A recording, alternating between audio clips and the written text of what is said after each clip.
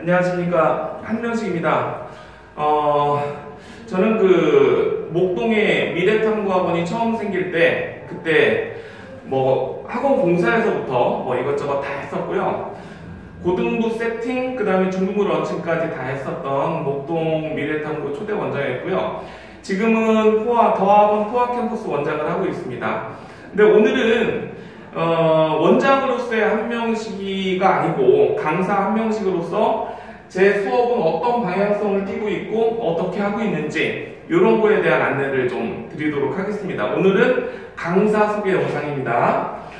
자, 강사 한명식이 추구하는 수학은 어떤 게 제가 생각하고 있는 수학의 방향인지 그거부터 한번 천천히 얘기를 해보도록 하겠습니다. 첫 번째, 수학 IQ를 최대한 높이자. 저도 사실은 이거는 몇 년 전에 알게 됐는데요. 우리나라 뇌과학자들이 밝혀낸 부분입니다. 그 당시에 이제 fMRI라는 기계가 처음 등장을 했대요. 그래서 뭔가 특별한 뇌의 능력이 있는 친구들은 어떤 상황에서 반응을 하는지 그거를 좀 실험을 했답니다. 그랬더니 그 당시에 23살짜리 인도에 있던 어떤 청년을 가지고 그 MRI 기계에다 집어넣었대요. 그래서 그 사람이 순간적으로 뇌에서 뭔가를 할 때 어떤 신호를 내는지 이런 것들을 했는데 그 청년이 어떤 능력자였냐면 몇 년, 몇 월, 며칠 이렇게 얘기하면 그게 무슨 요일인지 맞추는 그런 암산 능력이 상당히 뛰어났답니다. 그래서 20문항을 가지고 답을 찾는데 평균 한 문제당 1.23초? 이 정도가 걸렸는데 20문제를 다 맞췄대요. 근데 fMRI 결과에 반응이 하나도 없었답니다. 그래서 그 연구를 꾸준히 이어가다 보니까 결론이 낸 게 어떤 거냐면 그 사람이 가지고 있는 능력치가 100이라면 이 사람이 가지고 있는 능력치가 100이라면 80 정도 수준까지는 뇌 반응이 없이 결과를 내더라라는 거예요. 그러면 이 얘기를 우리가 다른 말로 해석을 하자면 요 정도 능력치가 되는 친구들은 자, 이거를 학교 시험으로 한번 얘기를 해볼게요. 학교 시험 난이도가 0에서부터 100까지 있다고 했을 때 100 정도의 능력치를 가지고 있는 친구들은 80 정도 난이도의 문제까지는 뇌를 쓰지 않고 그냥 자연스럽게 계산한다는 얘기예요. 예를 들어서 우리가 어렸을 때 3 더하기 5 할 때는 손가락을 가지고 5 더하기 3 이런 식으로 했잖아요. 근데 이제 어느 정도 능력이 되면 5 더하기 3은 뇌를 쓰지 않고도 그냥 8이 나온다 이런 얘기죠. 그래서 저는 항상 아이들한테 그렇게 얘기를 합니다. 평상시에 꾸준히 수학적 IQ를 높여놓으면 자, 그럼 이 친구들은 이제 어떻게 되냐면 80 이내에 있는 문제들을 그냥 자연스럽게 풀고 80에서 100 사이에 있는 문제들만 뇌를 조금 쓰면서 공부하는 거예요. 근데 능력치가 예를 들어서 70 정도까지밖에 공부가 안 돼 있는 친구들이다 그러면 이 친구들은 50 정도까지만 쉽게 풀 수 있는 거고 그 이상은 다 뇌를 쓰면서 공부를 해야 되는 거야. 시험 시간에. 그러다 보니까 평상시에 미리 어느 정도 뇌의 능력치를 높여놓으면 훨씬 더 편해지는 거죠. 자, 그러면 수학적 사고력, 수학적 IQ는 언제 늘어나느냐? 수학적 사고력은 고민하는 과정에서 능력치가 올라가게 되어 있습니다. 그래서 아이들이 항상 내가 할 수 있는 한계치를 정해놓고 여기 내에서만 공부할 게 아니고 그거를 한 단계 업그레이드 시켜주면 훨씬 더 좋겠죠. 그 업그레이드 시킬 수 있는 가장 좋은 나이는 사실은 중2에서부터 고1, 고2까지예요.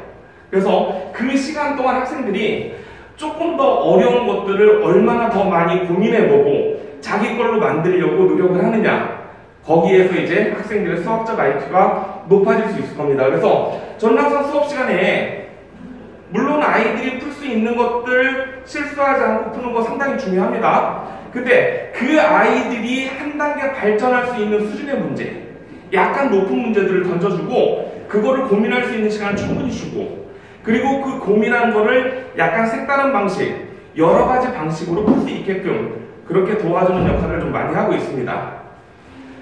자, 그다음 두 번째. 학생들이 수학의 공식들이 상당히 많은데 뭐 물론 영어 단어에 비하면 아무것도 아니겠지만 그 공식들을 외우고 다 안다라고 생각을 해요. 근데 사실 그 공식을 가지고 어떤 문제에 어떻게 적용할 것이냐 이런 것들이 좀 상당히 중요합니다. 그래서 저는 이제 단순 공식 암기가 아니고 공식을 만들어지는 과정을 보여주고 공식이 외워졌다면 그거를 어떻게 적용시키는지 이 부분을 좀 학생들한테 좀 많이 얘기를 하고 있습니다. 너무 어려운 과정에 있는 예를 들면 어머님들이나 학생들이 이해를 좀 못하실 것 같아가지고 수학 3에 있는 학생들이 고등학교 가서 배우면 처음 배우는 공식 중에 인수분해 공식이라는 게 있어요. 그 공식을 어떻게 적용할 것이냐 그거를 한번 좀 잠깐 제가 판서하면서 설명을 해드리도록 하겠습니다. 자, 이 문제를 적용하기 위해서 써먹어야 될 공식인데요. 사실 학생들이 인수분해 공식 중에 이런 게 있습니다. a 세제곱 플러스 b 세제곱 플러스 c 세제곱 마이너스 3abc는 요게 a 플러스 b 플러스 c에 a제곱 플러스 b제곱 플러스 c제곱 마이너스 ab 마이너스 bc 마이너스 ca. 물론 여기에서 얘는요 또 2분의 1에 a-b의 제곱, b-c의 제곱, c-a의 제곱 이렇게까지 정리가 되는데 학생들은 이 공식만 외워둬요. 근데 이 공식은요, 이 공식을 외우는 것도 중요하지만 이 공식을 문제에 적용하는 것도 상당히 중요하거든요. 그래서 이 문제를 공식에 적용할 때는 자, 이렇게 생각해 주시기 바랍니다. 만약에 이 문제에서 a 플러스 b 플러스 c가 0이면 자, 그러면 요게 0이 돼버리겠죠. 그럼 얘도 0이어야 돼요. 그래서 요렇게 되면 a세제곱 플러스 b세제곱 플러스 c세제곱은 3abc가 된다. 요게 숨어있는 공식이다 이런 거예요. 그래서 요거를 더 써먹을 수 있어야 되고요. 또 이렇게 됐을 경우에 어떻게 되겠는지 판단해보고 문제를 풀면 훨씬 더 편해지는 겁니다. 자, 그러면 요번에 또 이런 게 있어요. 요게 0이면 얘가 되는 것도 있고 또 여기에 추가가 돼서 a 플러스 b 플러스 c 얘는 0이 아니고 a 세제곱 플러스 b 세제곱 플러스 c 세제곱이 3abc가 되면 요때는 그러면 얘가 0이고 얘가 0이 아니란 얘기가 되겠죠? 그럼 얘가 0이 돼야 되겠네. 그럼 요때는 a는 b는 c가 된다. 자, 그러면 이 문제로 가져다 주면 이 문제가 이게 상당히 학생들이 처음에는 어렵게 느껴지는데 이 공식을 명확히 알면 되게 쉬워집니다. 자, 요거를 이렇게 할게요. a 플러스 b를 여기에 있는 a 플러스 b를 x로 바꿔보고요. 자, 그 다음에 b 플러스 c를 y로 바꿔보고 c 플러스 a를 z로 바꿔보면 주어진 식은 이제 이렇게 됩니다. x 세제곱 플러스 y 세제곱 플러스 z 세제곱이 3xy z1대 이렇게 되는 거예요. 근데 문제에서 a, b, c가 삼각형 세변의 길이니까 얘도 0이 아니에요. 얘도 0이 아니고 얘도 0이 아니겠죠. 그럼 결국에 이 공식이 써져는 거예요. x, y, z는 각각이 0이 아닌데 자, 다 양수이니까 더해도 0이 안 되겠죠. 근데 세제곱, 세제곱, 세제곱 더하기 3xyz다. 그럼 어떻게 되는 거냐면 a는 b는 c, 결국에 x는 y는 z가 돼서 a 플러스 b는 b 플러스 c는 c 플러스 a가 돼서 a, b, c는 뭐가 된다? 정삼각형이 된다. 이러한 형태의 문제로 적용을 하는 방법에 대해서 얘기를 해주도록 하고 있습니다. 저는요. 자, 그렇게 학생들이 공식만 외우는 게 아니고 그 공식을 어떻게 적용하는지 이런 거에 대한 얘기가 있고요. 물론 이런 것뿐만 아니라 여러 가지가 있겠지만 오늘 소개 영상은 짧게 가야 되니까 간략하게만 말씀드리고 가도록 하겠습니다. 자, 또 다음. 그러면 단순한 공식이 아닌 적용을 위한 구체화를 했을 때 잠시만요. 그 다음에 또 하나. 최고 난이도의 문제를 풀기 위해서는 추가 이론을 통한 플러스 알파가 필요합니다. 그렇다는 얘기는 뭔가 좀 다른 공식들도 필요하다는 얘기예요. 자, 그 공식이 필요한 것들이 어떤 게 있는지 한번 보도록 하겠습니다. 자, 조금 아까 했었던 그 내용에다가 추가가 돼서 이런 형태의 문제가 나올 수 있어요. 이것도 기출문제 가지고 온 겁니다. 자, 그러면 이거는 보통 일반적인 고등학교에서는 이 정도 난이도까지 나오진 않아요. 근데 자사고다 하는 뭐 예를 들어서 북일고라든지 삼성고, 뭐 포항제철고, 청운고 뭐 이렇게 자사고 있죠? 이런 학교도 혹은 또 과고 이런 학교들은 이런 공식까지 알고 있으면 좋아요. a 플러스 b 플러스 c의 세제곱 마이너스 a 세제곱 마이너스 b 세제곱 마이너스 c 세제곱. 물론 이거를 처음부터 학생들한테 외우게 시키지는 않습니다. 처음에는 한번 이걸 정리해보도록 해요. 정리해보도록 하면 이걸 한번 쭉 정리해보면 이게 3의 a 플러스 b, b 플러스 c, c 플러스 a. 물론 경시 준비했던 친구들은 이 정도까지는 기본적으로 알겠지만 모르는 친구들이 많아요. 근데 학교 시험에서는 자사고 쪽에서 이 정도 난이도까지 나오거든요. 자, 그래서 이 공식을 알고 있을 때 얘는 이제 어떻게 처리가 되느냐?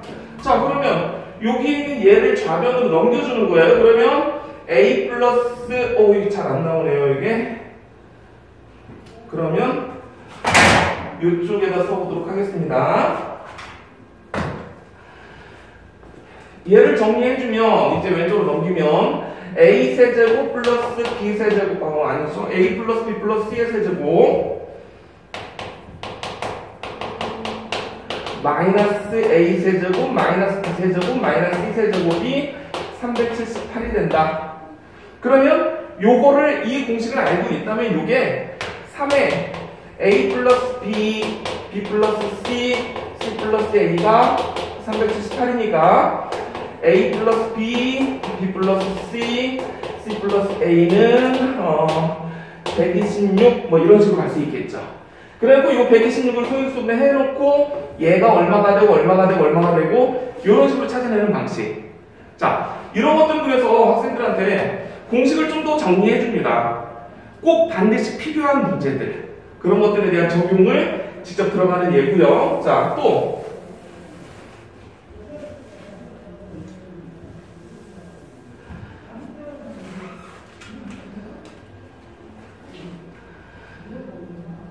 그러면 조금 아까 앞에서 했었던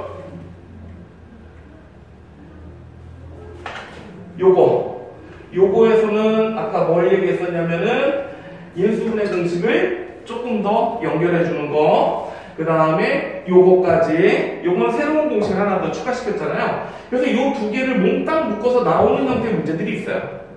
이거는 실제로 2019년 땡땡고에서 나왔던 기출문제인데요. 학생들이 상당히 어려워했어요. 근데 그 과정을 공부했던 친구들은 아주 쉽게 풀었던 문제죠. 자, 요것도 보시면 첫 번째 조건, 요거와 요거에 의해서 x 플러스 y 플러스 z의 제곱은 요거에 요거 두 배 하니까 81. 그래서 x 플러스 y 플러스 z는 플러스 마이너스 9가 되는데 문제에서 x 플러스 y 플러스 z가 0보다 작다라고 했으니까 x 플러스 y 플러스 z는 마이너스 9가 된다. 그래서 이걸 왼쪽으로 넘겨서 x 플러스 3, y 플러스 3, z 플러스 3은 0 이렇게 놓고요. 요걸 스몰 a, 스몰 b, 스몰 c 이렇게 바꿔놓고 이제 문제를 들어가는 거예요. 그럼 이게 뭐가 되느냐? bc분의 a제곱, ca분의 b제곱, ab분의 c제곱 이렇게 되겠죠.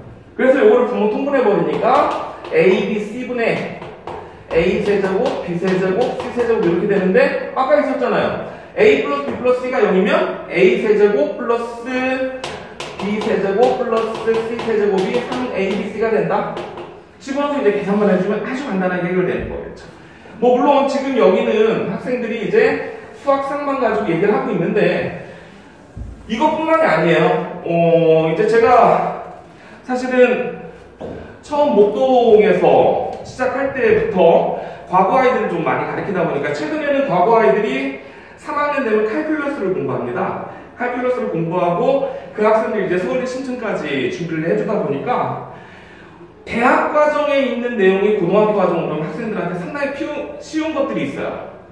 그런 것들을 알고 있다면 훨씬 더 편하게 공부할 수 있는 것들이 있습니다. 예를 들어서 미적분에서 있는 내용이에요. 부분적분 인테그랄 fx(g'(x) dx가 fx gx 마이너스 인테그랄 f'x gx dx를 이용해서 요거를 구하여라. 자, 요게 부분적분법이라고 하는 겁니다. 근데 이 부분적분법을 학생들이 요걸 이용해서 알려면 인테그랄 2분의 1에 2의 2x의 미분 x제곱 마이너스 3의 dx 요 과정을 부분적분을 2번 해야 돼요. 근데 이게 대학 과정으로 가면 이런 게 있습니다.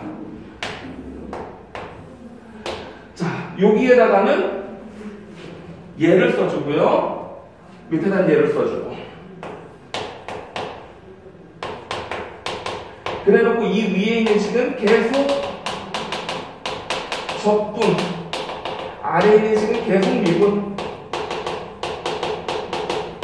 이렇게 해주면 2분의 1, 2의 2x, 4분의 1, 2의 2x, 8분의 1, 2의 2x. 요거 미분하면 2x, 요것도 미분하면 2, 제로. 그러다 보면 이 부분적분이 요거 곱한 거, 마이너스 요거 곱한 거, 다시 플러스 요거. 요렇게 끝나는 게 또 있어요. 이거를 대학 과정에서 순간 부분적분법이라고 하는데요.